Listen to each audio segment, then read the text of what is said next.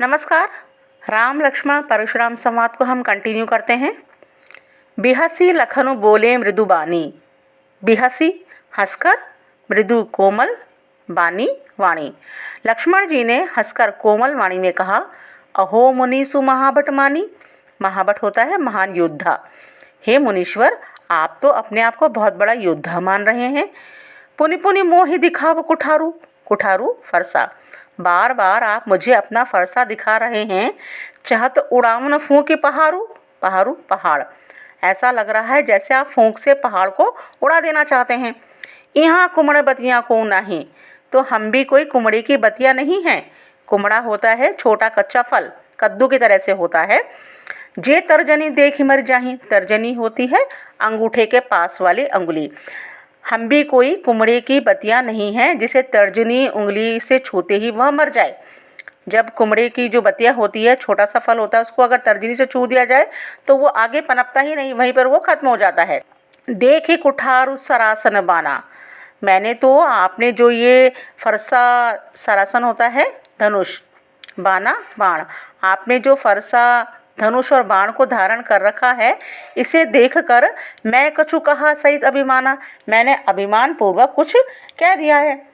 भृगुसुत समुझ जनेऊ बिलो की, और आप भृगुवंशी हैं ये समझकर, और आपने जो यज्ञोपवीत यानी जनेऊ जो धारण कर रखा है, उसे देखकर तो जो कुछ भी आप कहते हैं उसे मैं जो कछु कहूँ सहूँ रिस रोकी, उसे मैं अपने क्रोध को रोककर सहन कर लेता हूँ। रिस रोकी यानी रिस का मतलब क्रोध, रोकी क्या अर्थ होता है रोकना।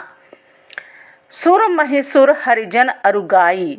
सुर देवता, महिसुर ब्राह्मण, हरिजन भगवान के भक्त, अरु और गाई गाय।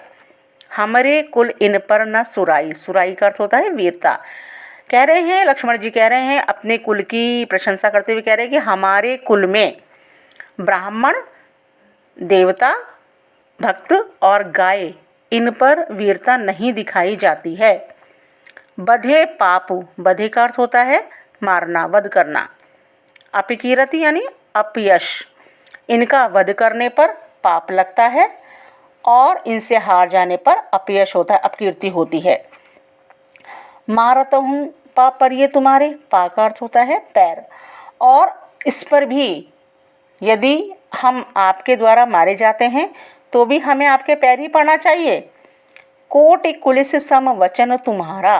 कोटि करोड़ों, आपका तो वचन ही करोड़ों वज्र के समान है, बहुत कठोर हैं आपके वचन। व्यर्थ धरऊँ धनु बाण कुठारा।